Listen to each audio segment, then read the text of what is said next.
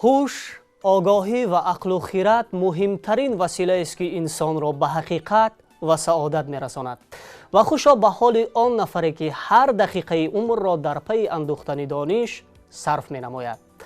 درود، وقت بخیر به جمع شما بیننده های با ذوق و باهوش، خاصه دوستداران شو برنامه اینتלקטואلی میزان خیرات، آنهایی که با پیوستگی از این برنامه پیگیری می‌نمایید و هر هفته با پیشنهاد نشرهای نو به نوع آن کوشش دانستن و یا سنجیدن دانش و مهارت خویش را در اسکانورد تلویزیونی میکنید. و دوستان عزیزمند، چون همیشه یادآور میشویم این برنامه با مقصد ارزش‌گذاری به تاریخ و فرهنگ زبان دولتی، اینچنین بلند برداشتن حس خودآگاهی جوانان منظور یک شما میگردد و چون همیشه میدان برنامه میزان خیرات جای به هم آمدن بهترین استعدادهایی است که در دل خواهش سنجیدن دانش و مهارت خویش را دارند. و امروز در برنامه ما حضور رنگین میکنند دانشجویان از دو مؤسسه عالی، یعنی از دانشگاه مالیه و اقتصادی تاجیکستان و اینچنین از دانشگاه اگراری تاجیکستان به نام شیرینشاه شاه تیمور. خوش آمدید. همه شما رو به شو برنامه ذهنی میزان خیرات خیر مقدم میگوییم. و دوستان عزیزمند، پیش از اون که ما بازی رو با بچه ها آغاز کنیم و یک شناسایی داشته باشیم، میسازد از بخش بازی با تماشابین اینجا یادآور شویم، انیخترش از غالب برنامه. چون در برنامه قبلی اشاره کرده بودیم که غالب بخش بازی با تماشابین یکی از اشتراکداران فعال ما از ناحیه مومن‌آباد ولایت ختلان استاد امان‌الله سلطانوف شدند. اکنون فرصتی هست تا ما جایزه و عموما تحفه های افتخاری را به فرزند ایشان تقدیم کنیم. و پیش از آن که ما این جایزه ها رو به شما پیشنهاد کنیم، من یگان اندیشه ها هست. مرحمت. سلام و درود بر شما و کل تماشابینان برنامه های تلویزیونی سینما که این لحظه توسط آینه نیلگون ما را همراهی نموده ایستادند. بنده محمدالله سلطانوف، فرزند مخلص دائمی برنامه های تلویزیونی سینما امان‌الله سلطانوف می باشم. سراول می خواستم سلامی پر از مهر و صداقت پدر را به همه کارمندان مؤسسه دولتی تلویزیون سینما که روی اکران و پشت آن زحمت میکشند برسانم. بسیار خوشنود هستیم که چنین برنامه ها در تلویزیون سینما پیوسته روی نوار می آیند. عرض سپاس. ما نیز با شما اظهار سپاس میکنیم چون بیننده دائمی شو برنامه ذهنی میزان خیرات همچون یک اهل خانواده هستید و اکنون فرصت هست تا ما جایزه ها را به شما تقدیم کنید و فکر میکنم که شما این جایزه ها را به واسطه با پدر تقدیم میکنید، زیرا که واقعا دوام 3 ماهی که این برنامه در سال 2023 پیشنهاد گردیدن، یکی از اشتراکداران فعال ما بودند که پیوسته جوابهای درست و دقیق خویش را به عنوان این برنامه پیشنهاد میکردند و همین طور توانستند با پیشنهاد نمودن 7 جواب درست غالب بخش بازی با تماشابین در 3 ماهه اولی شو برنامه ذهنی میزان خیرات گردند. و اکنون از جانب ریاست کار با جوانان و ورزش شهر دوشنبه با امان‌الله سلطانوف سپاسنامه تقدیم می‌گردد و از جانب مؤسسه دولتی تلویزیون سینما، یعنی در بخش بازی با تماشابین جام مخصوص و همزمان با دستگیری نشریات ادب و ایشان یکی از کتاب‌های سیرخواننده انیخترش حماسه ملی مردم آریایی داستان‌های شاهنامه تقدیم می‌گردد و فکر می‌کنم که این کتاب را استاد با شوق و ذوق بی اندازه مطالعه می‌کنند.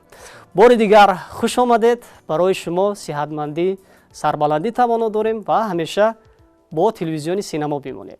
خوش آمدید.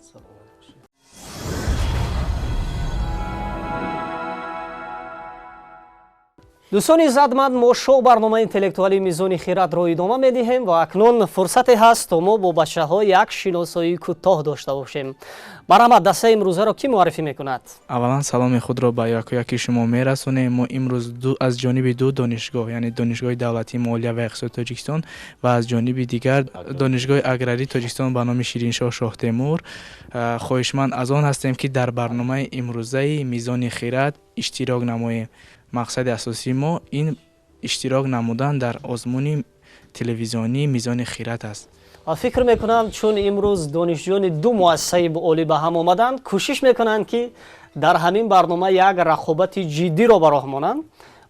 боварӣ дорем ки шумо акнун инҷо ҳамкурсиро ба назар намегиред, зеро қоидаҳои барномаи мизони хирад имконият медиҳад ки бояд якояки шумо пешдаст бошед. Агар касе пешдастӣ намекунад, аз барнома ихтисор мешавад. яъне ҳамаи шумо огаҳӣ доред аз чӣ гуна ҷараён гирифтани барнома. ба ҳамин хотир ин минбарро ҳамчун минбари истеъдоди худатон бидонед, сайқали дониш бидонед, пайваста андеша, фикрҳо, вариантҳои худро пешниҳод кунед. ҳар чӣ ки дар зеҳн меояд, дар хоҳиш аст, пешниҳод кунед. барои ҳамаи шумо барору муваффақият хоҳон ҳастем ва ҳамин тавр дӯстони иззатманд даври аввали шоу барномаи интеллектуалӣ мизони хирадро барои интихоби се иштирокдор оғоз мекунем.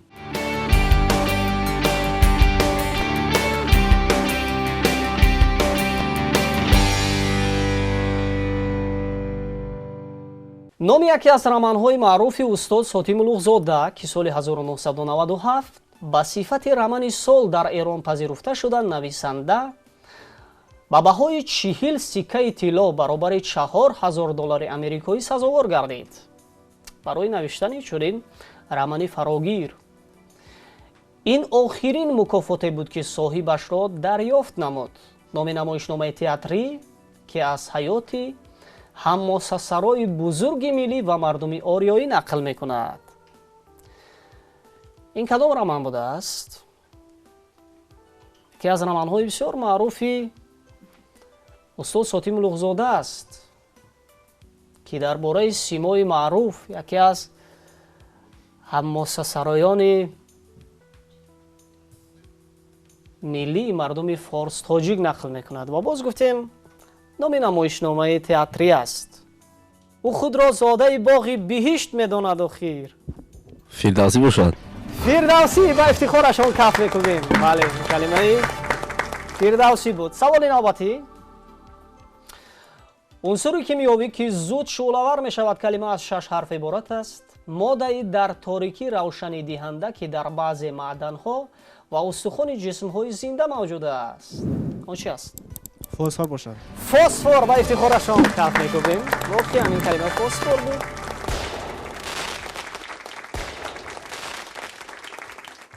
саволи навбатӣ. яке аз мутафаккирони бузурги давраи қадим, рамзи чин, маданияту андешаи фалсафии ин кишвар ва ҳам нахуст устоди ҳамаи чиниҳо ки кору эҷодиёташ ба фикрронӣ ва ҳаёти чиниён, кӯриёиён, ҷопониён ва ветнамиён таъсири амиқ расонидааст, калима аз 9 ҳарф иборат аст. таълимоти ӯ ба таҳкурсии асосии сохти давлатдории чини бузург табдил ёфта буд. ҳатто дар бораи рӯзгор ва фаъолияти илмии ӯ филмҳои бадеӣ низ рӯи навор омаданд. ва гуфтем чун яке аз файласуфони маъруф аст. масалан ӯ маънӣ ва шодмонии ҳаётро дар маърифат ва поку тоза нигоҳ доштан, яъне дар таълим ва тарбия гирифтан медид. ӯ кӣ буд? конфутсия бошад. конфутсий. воқеан мо гуфтем рамзи чин аст. он конфутсий рамзи чин аст. рамзи маданият, тафаккур. воқеан ин калимаи конфутсий буд. ба ифтихорашон каф мекунем. бале. аллакай як иштирокдори мо ба даври навбатӣ рохат гирифтанд. саволи навбатӣ. боде ки аз тарафи шарқ мевазад шамоли форам, салқин, ҳамзамон, номи шаҳре дар ямани қадим ки маликаи Билқис ҳукмронӣ мекард, калима аз 4 ҳарф иборат аст. шурта бошад. боди шурта. мутаассифона охир мо гуфтем ин боди сабо аст. бод каз машриқ ояд он сабост вон ки аз мағриб дабури бевафост, гуфтанд ҷалолиддини балхӣ. воқеан ба ифтихорашон каф мекунем. ин калимаи сабо буд.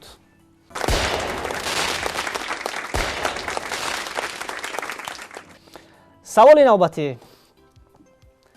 нахустин сайёраи манзумаи офтобӣ ва хурдтарин ки дар истилоҳи ҳайати қадим дабири фалак номида мешуд, калима аз 6 ҳарф иборат аст. он наздиктарин ба офтоб буда дар осмон назар ба дигар сайёраҳо тезтар ҳаракат мекунад. онро тир инчунин меркурий низ меноманд. кадом сайёра аст? Мерих бошад. Мерих? ما گفتیم خردترین است. مریخ از همه سیاره خردترین این عطارد میباشد. عطارد آخر به قلم گشته با عطارد جفت کار شمشیر خود چی باید گفت؟ ما با افتخارشان کف میگوییم. الکی دومین اشتراکدارمان رو نیز انتخاب نمودیم. سوال نوبتی. یکی از گهواره‌های تمدن عهد باستان در سرزمین‌های اوراسیا کلمه از 13 حرف یا 11 حرف عبارت است. سرزمین در میاناب و پایاناب دریاهای دجله و فرات و کارون در قسم غربی آسیا که از خلیج فارس در جنوب تا پشتکوهای ارمنستان را فرا می‌گیرد. ماست در همین جا قدیمترین نسخه های خطی یافت شده.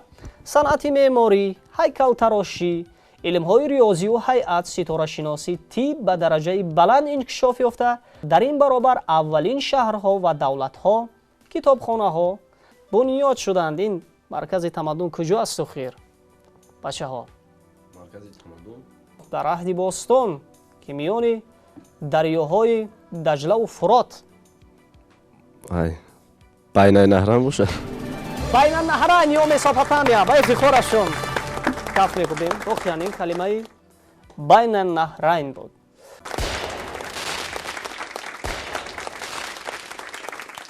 سپاسی به اندازه میگوییم به همه شما اشتراکداران که واقعا یک بازی خوب و جالب رو در دور اول پیشنهاد بیننده ها، پیشنهاد اهل ذوق گردانیدید و همینطور ما 3 همتا رو انتخاب کردیم که نسبت دیگرها بعد 2 سوالی پاسخهای درست پیشنهاد گردانیدن.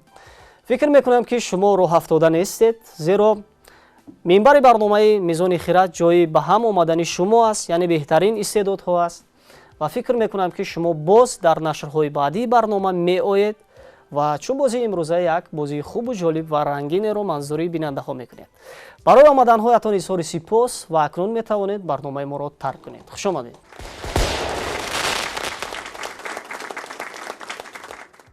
دوستان عزتمند، شما ادامه شو برنامه ذهنی میزان خیرات یعنی دور دوم را پیگیری دارید و همینطور ما 3 اشتراکدارمان را انتخاب کردیم که نسبت دیگرها با 2 سوالی پاسخهای درست پیشنهاد گردانیدن و تا آنکه باز یک معرفی کوتاه با بچه‌ها داشته باشیم. سوال اولی بازی با بیننده ها رو اینجا منظور میکنیم. سوال چنین است: شراب خرما، شراب، می کلمه از 5 حرف عبارت است و 2 طرزی بیان دارد. یادآور میشویم نفرانی که اولین میشوند و جواب سوال را توسط پیامک به ما روان میکنند آنها را تحفه انتظار است. خب بیاید اکنون شناسایی را آغاز میکنیم. خود را شناس کنید. سلام علیکم، من دولت‌الدوله محمد جان دانشجوی کورس 3 دانشگاه دولتی مالیه و اقتصاد میباشم و از اشتراک در این برنامه‌های اینتלקتوالی خیلی خوشحال میباشم و مقصد این سنجیدن میزان خرد خود میباشد. بسیار خوب محمد جان. و عموما چگونه بود اختیار نمودن دانشگاه مالیه و اقتصاد تاجیکستان؟ شوق و هوس از زمان خردی بود و ما این دانشگاه رو انتخاب کردیم و بعد این دانشگاه داخل شدیم. برای شما موفقیت در کسب علم تمنا داریم. بار دیگر خوش آمدید. با اشتراکدار دیگر شناس میشویم. مرحمت. بهادر اکرموف هستم، دانشجوی کورس 3 فاکولته منیجمنت و حقوق اقتصادی. این زمان گاه شما نیز تحصیل گیرنده دانشگاه مالیه هستید؟ بله، گاه با آزمون‌های تلویزیونی شوق و رغبت میکنیم و رو میاریم با همسبقان خود که به همین گونه برنامه‌های تلویزیونی روی بیاریم و دانش خود را صیقل دهیم. بهترین. در آزمون‌های سطح جمهوری ما چه اشتراکی فعالانه میکنید یا تصمیم‌ها هست؟ تصمیم داریم که در آینده اشتراک نماییم. بهترین. با اشتراکداری سوم برنامه شناس میشه. مرحمت. تشکر زیاد. فریدون بهرامزاده هستم، دانشجوی دانشگاه اگراری تاجیکستان. البته امروز خوشبختم که در چنین یک برنامه‌های تلویزیونی اشتراک می‌نمایم، مهارت و ملکه خویش را صیقل میدیم. البته مراتب سوم است که اشتراک می‌نمایم. مراتب سوم است چون اشتراک میکنید در دور اول برنامه شکست بخوردید. همین. البته راه افتاده شدن در کار است، چون که بله. محترم اساسگزار صلح و وحدت ملی پیشوای معظم ملت محترم جناب یولی میگوید که در کدام حالتی که نباشد باید ما راه افتاده نباشیم. بله. البته راه افتاده شدن در کار نیست. بله. اضافه اشتراک میکنی نگذشتی دفعه دیگر حرکت میکنی که البته خیر. البته دفعه یکم اشتراک کردم نشد، دوم اشتراک کردم نشد، بعد مراتب سوم الکی به دور دوم اومدید. بله خیلی خوشحال هستم که در دور دومش رو خدیفتم. бисёр хуб. Ташаккур. ва акнун фикр мекунам ки як рақобати ҷиддӣ дар миёни иштирокдорони мо, аниқтараш се иштирокдори фаъоли мо ба миён меояд. ҳам муҳаммадҷон, ҳам баҳодур ва ҳам Фаридун як бозии хубу ҷолиб манзури бинандаҳо мегардонанд.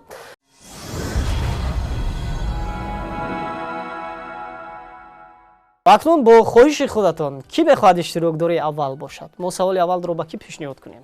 аз Фаридун оғоз кунем ё аз хуб, савол чунин аст баҳодур. яке аз се зани маъруфи ҳукмрон дар таърихи тамаддуни форс-тоҷикон калима аз 10 ҳарф иборат аст.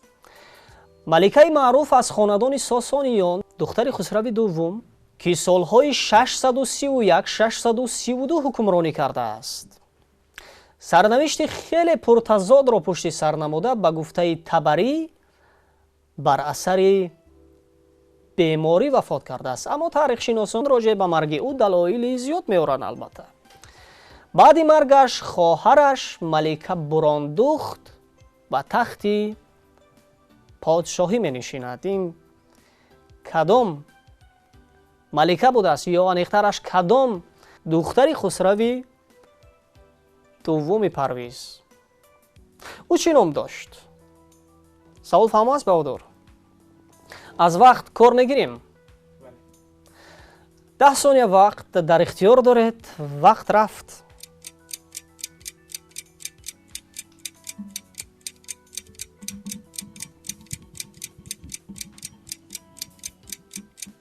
вақт ба анҷом расид. ҷавоб дорем? Гурдофарид бошад. гурдофарид охир. гурдофарид воқеан ҳукмронӣ карда буд. солҳои 631-632 гуфтем, мувофиқи нишондодҳои таърихномаҳо ҳукмронӣ кардааст. ду иштирок дорем мо. ягон вариантҳо ба хотир омаданд? Мутаассифона не. нест охир. мутаассифона ки ҳар се иштирокдори мо ҷавоб пайдо накарданд. ин калимаи озармидухт буд. Бурондухт ва озармидухт, яъне ду духтари маъруф ки дар таърихи давлатдории Сосониён ҳукмронӣ карданд. духтарони Хусрави Парвизи дуюм буданд. саволи навбатӣ пешниҳод мешавад ба Муҳаммад. умуман шумо ба фанҳои дақиқ шавқу рағбат доред Муҳаммад? Бале. табии риёзӣ, Бале. ҷирмҳои системаи офтоб ки зоҳиран объектҳои туманшакл буда ядрои мунир ва дум доранд. калима аз 8 ҳарф иборат аст.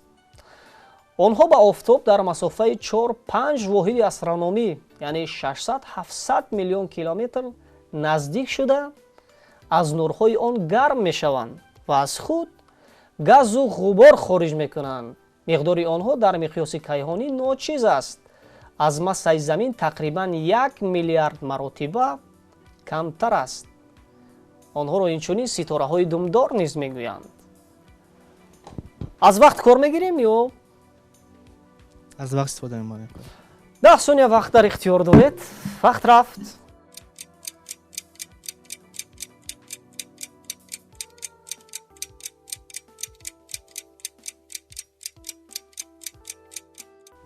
вақт ба анҷом расид. ҷавоби ягона дорем? Ҷавоб каметаҳо. кометаҳо. ин вариант ягона аст. Бале. тағйири дигар намедиҳем Дигар вариант надорем. ё ба хотир омад боз ягон чизи дигар? аз ӯ иштирокдорамон акнун мепурсем, шумо вариантҳо доред? Фаридун ва Баҳодур. ҷавоб надорем хулоса. мутаассифона ки ду иштирокдори мо ҷавоб надоштанд ва табрик мекунем Муҳаммадҷонро ки воқеан ҷавоби дуруст инҷо пешниҳод карданд. ин калимаи каметаҳо буд. саволи дигар акнун пешниҳод мешавад ба Фаридун.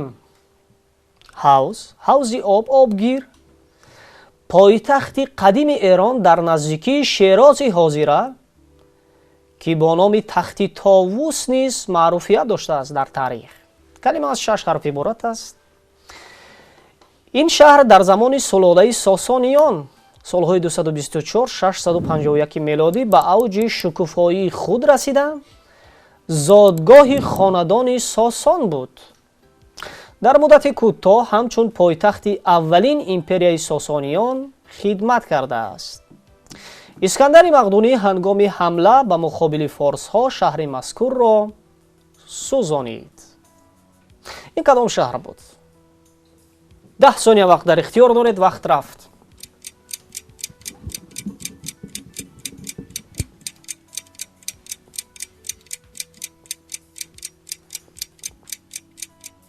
вақт ба анҷом расид. ҷавоб дорем? متاسفانه جواب نیست. ҷавоб нест сухир. ду иштирок дорем мо. ҷавоб дорем? истахр бошанд. истахр. муҳаммадҷон инчо истахр гуфтанд. мутаассифона ки ду иштирок дорем мо ҷавоб надоранд ва мо табрик мекунем муҳаммадҷонро дигар бора ки ҷавоби ягонаро пайдо кардан. ин калимаи истахр буд.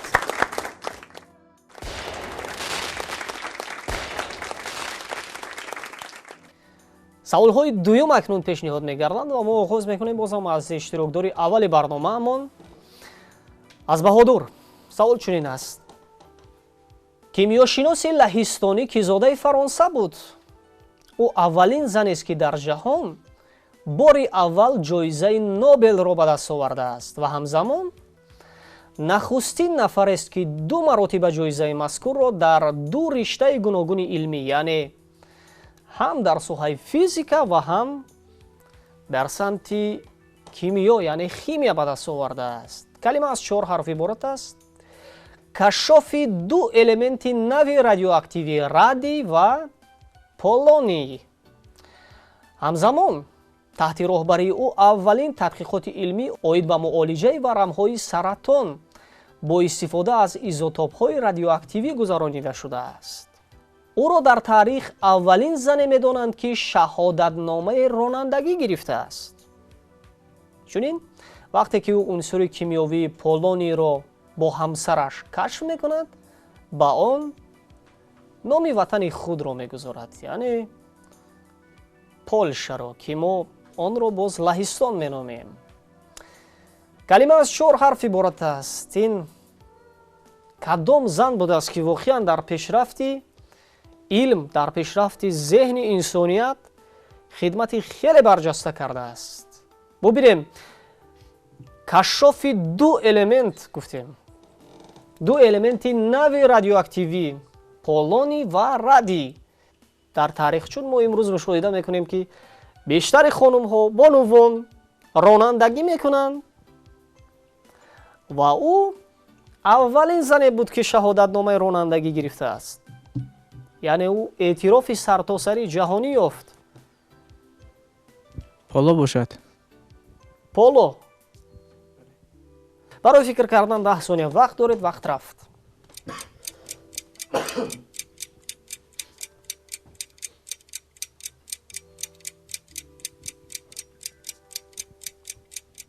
вақт ба анҷом расид.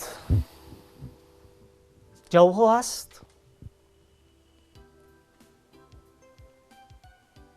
поло гуфтам. ҷавоб ягона? поло. ду иштирок дорем мо. оё ҷавобҳо ҳаст? вариантҳо дорем? вариант нест. нест. شما گفتید که نامش رو به نام وطنش موندن پولشا. мо гуфтем элементи ихтироъ карда, яъне полонийро ба номи ватани худ Полша, яъне Лаҳистон гузошт. мутаассифона иштирокдорони мо посух надоранд. ин калима Кюри ё Мария Склодовская Кюри мегӯянд.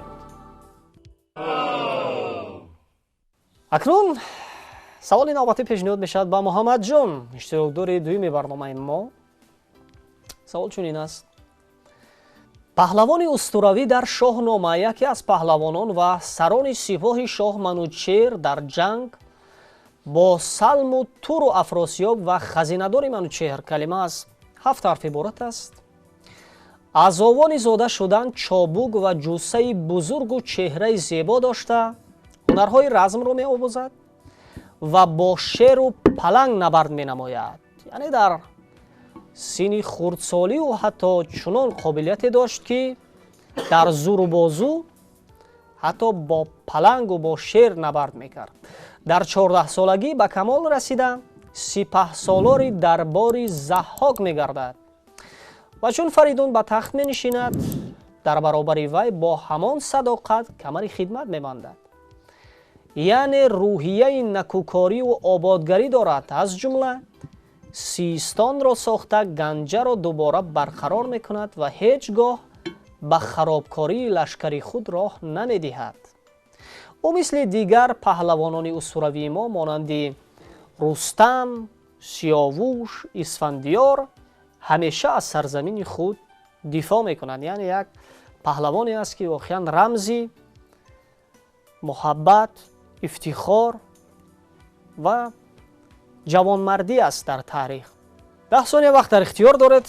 محمد جان وقت رفت.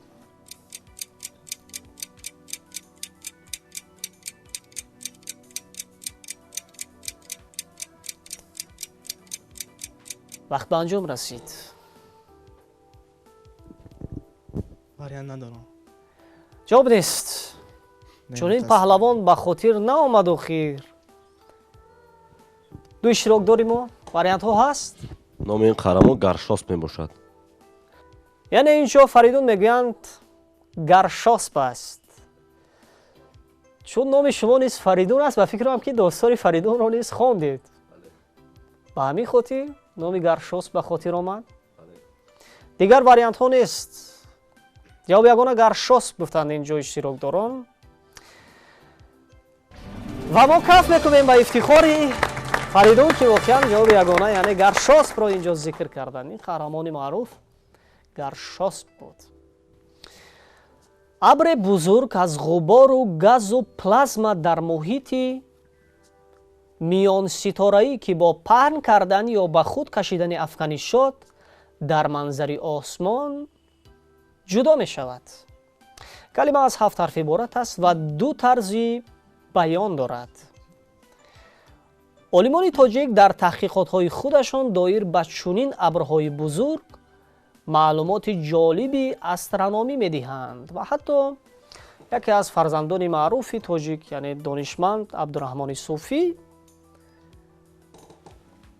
در این سمت به کامیابی‌های نظررس دست یافته است. مثلا او در شناخت یکی از معروفترین های آن با نام اندرومدا بسیار جستجوهای علمی کرده است و دلیل‌های خیلی مهم را پیشنهاد کرده است. و حتی ما میتوانیم گوییم که یکی از کشافان اندرومدا محض فرزند تاجیک است. ابری بزرگ از غبار و گاز و پلازما در محیط آسمان که با پهن کردن یا به خود کشیدن افکنشات در منظره آسمان جدا می شدند آخر آنها را. چه میگوییم؟ 2 طرز بیان دارد. 10 ثانیه وقت شما در اختیار دارید. وقت رفت.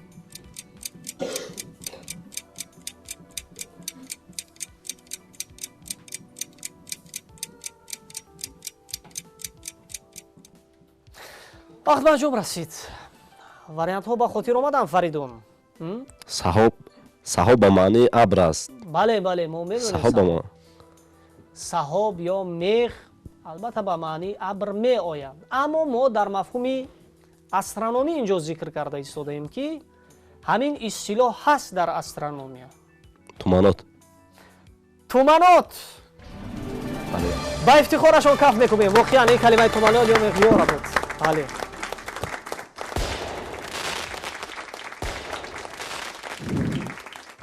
اشتراکداران ما خیلی فعال هستند و اکنون سوالهای سیوم پیشنهاد میگردند و ما باز هم رو میاریم به بهادر. یک نوع مرغابی، مخاک، چوخوری کلمه از 3 حرف عبارت است. چاه زنخدان، حبسخانه، گیسو، موی، اسبی که موی سرخ و سفید آمیخته دارد. وقتی بانوان گیسو دارند، گیسوی دراز دارند، چی میگویند آن را آخر؟ 10 ثانیه وقت در اختیار دارید. وقت رفت.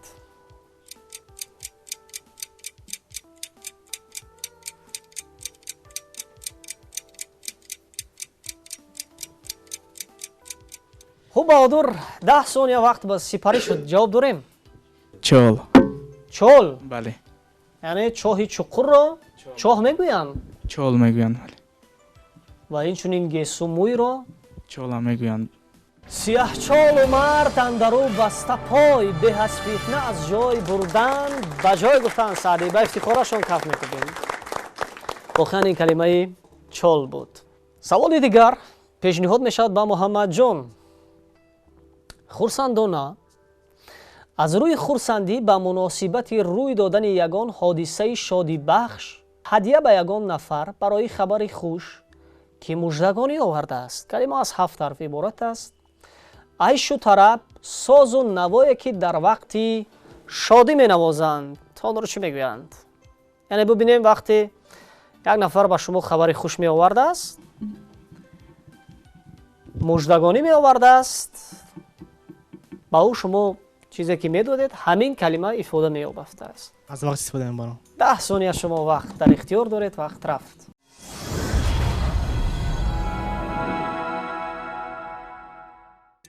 وقت به انجام رسید. جواب هست؟ داریم برایم؟ شادمانی باشد. شاد میشید از همین خبر و با او هدیه میدهید. همین هدیه را چی میگویند؟ سیوانچی باشد. سیوانچی آخیر. جواب یگانه سیوانچی است. تغییر دیگر نمیدهیم. نه سیوان. سیوانچی میدادند. محمد جون سیوانچی میدادند. دو اشتراک داریم. و شما چی میدادید وقتی و شما خبر خوش می آوردند یا عیش و طرب ساز و سروده که در وقت شادی می نواختند؟ شادیانه میدادیم. شادیانه میدادید؟ بله. البته شادیانه. شادیانه. متاسفانه با واریانت سیوانچی و تبریک میکنیم بهادر را که واقعا اینجا کلمه شادیانه را ذکر کردند. بله. این کلمه شادیانه بود.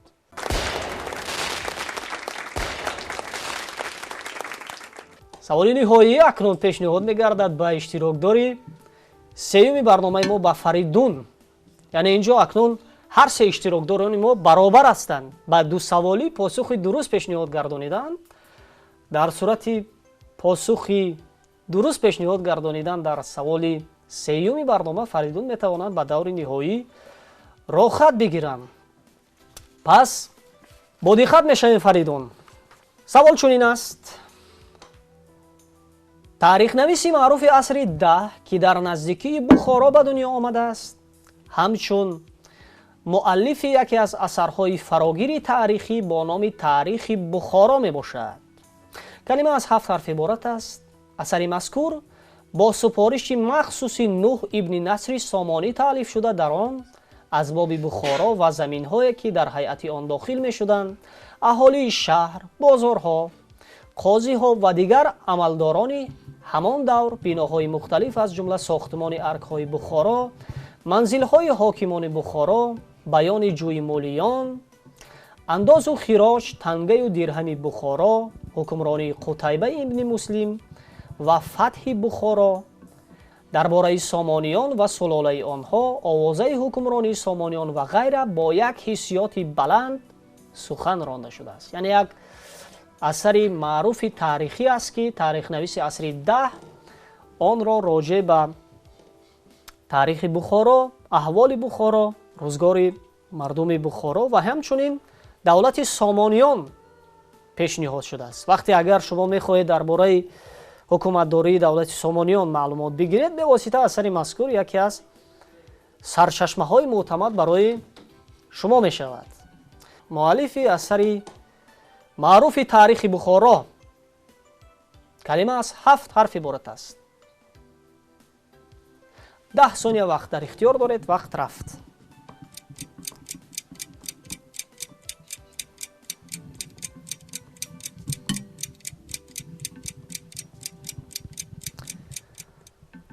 وقت به انجام رسید.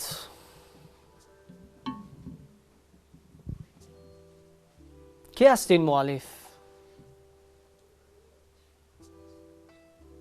فریدون اینجا جواب ندارند. دو اشتراک داریم. آیا شما جواب دارید؟ نرشخی. نرشخی آخر با افتخارشان کف میکنیم. اینجا محمد جان اولی شده گفتن این کلمه نرشخی است آخر. دوستان عزتمند، همینطور دوری دوم شو برنامه ذهنی میزان خیرات در حلقه سه جوان بسیار با استعداد واقعا آگاهی ما خیلی جالب پسی سر شد. ولی اینجا محمد جان با برتری زیاد یعنی پاسخ گردانیدن با 3 سوال اشتراک داری یگانه دوری سوم شو برنامه اینتלקטואלי میزان خیرات انتخاب شدن. هم با فریدون و هم با بهادر جهت اشتراک فعالانه در شو برنامه ذهنی میزان خیرات اظهار سپاس میکنیم. واقعا شما نیز غالب هستید، یعنی اومدن تا به چنین زینه‌ها و در برابری 4 نفر دیگر استعدادگری نمودن این الکی یک غالبیت کامل است. برای اشتراکداران فعالمون از جانب رئیست کار با جوانان و ورزش شهر دوشنبه سپاسنامه‌ها، مدال‌های زینه‌های دوم و سوم و همزمان با دستگیری مؤسسه دولتی پژوهشگاه علمی فرهنگ و اطلاعات تاجیکستان به شما کتاب‌های خواندنی، کتاب‌هایی که فراگیر مسائل گوناگون فرهنگی هستند تقدیم می‌گردند.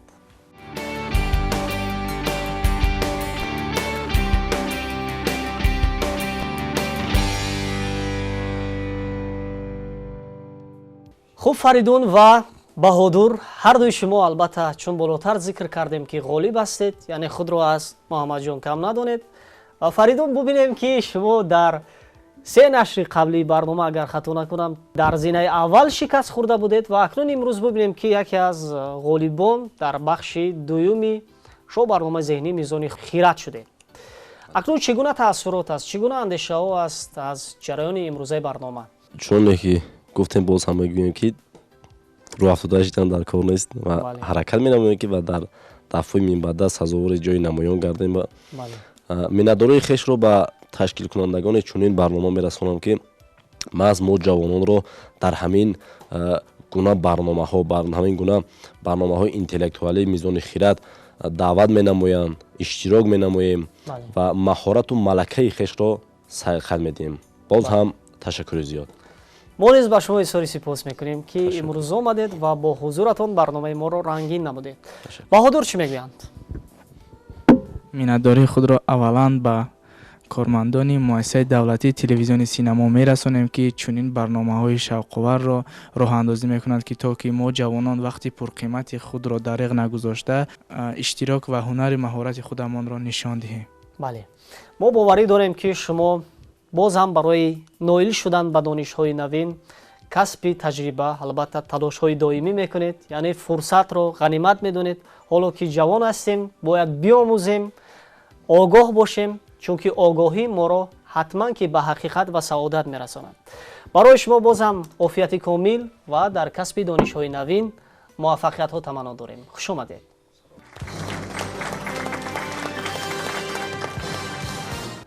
تماشابینان عزتمند، شما دوری نهایی شو برنامه اینتלקטואلی میزان خیرات رو تماشا دارید و همینطور انتخاب شدن اشتراکدار یگانه محمد جان. و تا که ما فقط 4 سوال با محمد جان پیشنهاد کنیم، سوال دیگری بازی با بیننده ها اینجا منظور می شود. سوال چنین است: طمع، تنگ چشمی، حرص، آرزوی و خواهش زیاد، غم و حسرت، اندوه کلمه از 2 حرف عبارت است. بازم یادآور میشیم نفرانی که اولین میشوند و توسط پیامک با ما جوابهای درست را روان میکنند، آنها را تحفه انتظار است.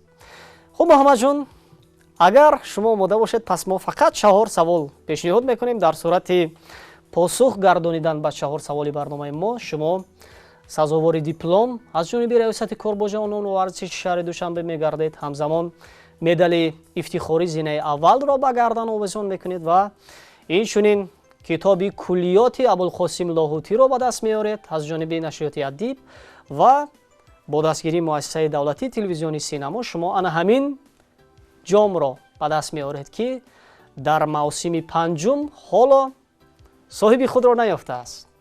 برای شما موفقیت. سوال اول چنین است: پایتخت قدیمی وادی فرغانه که عصرهای 3 تا میلاد بنیاد شده است، کلمه از 7 حرف عبارت است. بار اول در مأخذهای سده 10 نامبر شده است.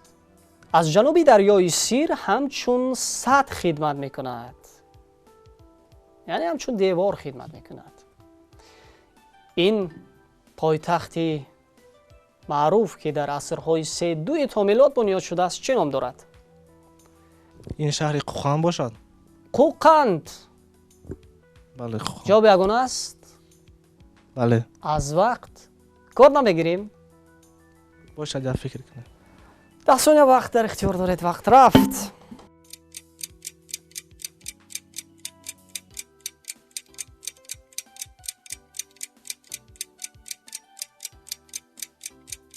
جواب داریم. جواب یگانه شهر قوقان میباشد. قوقند آخر تغییر نمیدیم. نه. متاسفانه این کلمه اخشیکت بود. حشرات است دراز زرد رنگ که بدنش از حلقه های زیادی عبارت بوده. در زیر حلقه 22 پا دارد. اصلا با همین 22 پا داشتنش یک نام ویژه دارد. 1000 پا یا 20 پا میگویم. 1000 پا. جواب یگانه. بله بله. با افتخارشون کف میکوبیم. بله. کلمه 1000 پا بود. سوال نوبتی. گیاهشناس و پزشک معروف شوئدی پایه‌گذار نظام امروزی طبقه‌بندی رستنی‌ها و حیوانات. کلمه از 6 حرف عبارت است. وی به آموختن علم رستنی‌ها تقریباً 2.5 عصر پیش شروع کرده بود. سال 1732 وقتی به لپلندیا سفر علمی میکند. در دوام 5 ماه زیاده از 2000 کیلومتر راه را طی میکند. یعنی برای تحقیق، برای آموختن رستنی‌ها. یعنی اساسگذار سیستم معاصر تصنیفات نباتات و حیوانات کدام عالم است؟ کلمه گفتیم است 6 حرف عبارت است. از وقت استفاده می‌بره. 10 ثانیه وقت در اختیار دارید. وقت رفت.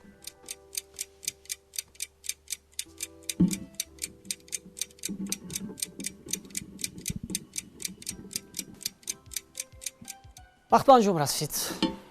جواب داریم. این چارلز داروین باشد. تغییر دیگر نمیدیم. نه یگانه وریانت.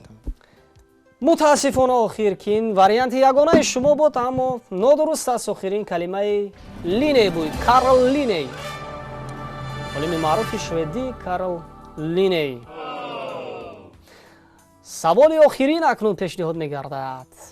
ماه نو کنایه از ابروی خمیده، ابروی چون ماه نو، ابروی محبوبه، پاره پاره، لخت لخت، تخلص شاعر ادبیات فارس تاجیک.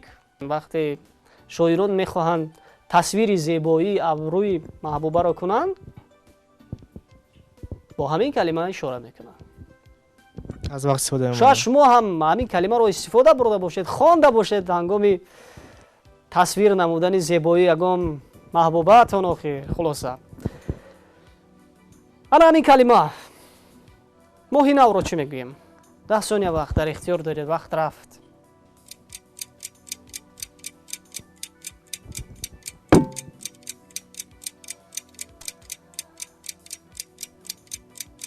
وقت به انجام رسید. جواب ها به خاطر اومدند. ببینیم تخلصی شاعر فارس تاجیک. هلال باشد. هلال. دیگر واریانت خو؟ تنها یک واریانت از ذهنم میاد. هلال. هلال. تغییر میدی همیونه؟ نه همین مثل تخلص شاعر بدرین هلالی هم میباشد. بدرالدین هلالی؟ بله. متاسفانه آخر که تغییر ندادن این کلمه هلال بود. بله.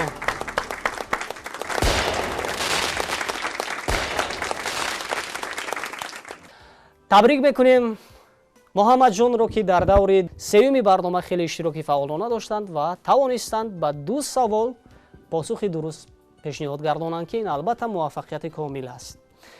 از جانب ریاست کار با جوانان و ورزش شهر دوشنبه به اشتراکدار فعالمان دیپلم، مدال افتخاری زینه اول و با دستگیری نشریات ادیب کلیات ابوالقاسم لاهوتی منظور شما می‌گردد و فکر میکنم که شما این کتاب را با شوقی به اندازه مطالعه میکنید.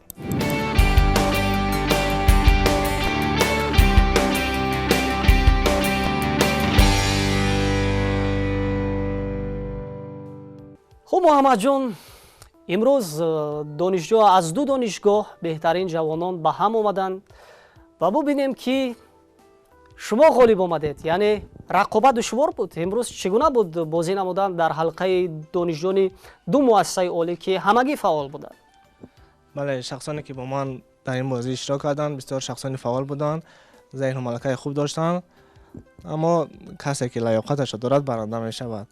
ман мақсад гуфтаниам ки онҳо рӯҳафтода нашаванд ва дар чунин барномаҳо омада иштирок кунанд. бале, ва мо фикр мекунем ки ин иштироки аввалину охирини шумо нахоҳад буд, зеро чунин ҷавонони фаъол бояд беш аз пеш дар чунин минбарҳо биёянд ва худро бисанҷанд ва пеш аз ҳама сайқали андеша кунанд. барои шумо бозам муваффақият дар касби илм таманно дорем. дигарбора хушомадед. ва дӯстони иззатманд, акнун мо ҳамин тавр оҳиста оҳиста мерасем ба фарҷоми шоу барномаи интеллектуалии мизони хирад ва чун ҳамеша саволи ниҳоӣ, саволи охирини бозӣ бо бинандаҳо инҷо манзур мешавад. савол чунин аст: иқтидор, қудрат, зур, таҷриба, фиреб, ҳила, ҷоду калима аз 6 ҳарф иборат аст. номи дарёи даҷла ки онро дар гузашта чунин ҳам мегуфтанд. нафароне ки аввалин мешаванд ва ҷавоби саволро тавассути паёмак ба мо равон мекунанд, онҳоро туҳфа интизор аст. то наздиктарин дидор, барои яке шумо сиҳатмандӣ ва рӯзгори хушу осударо таманно дорем. хайр.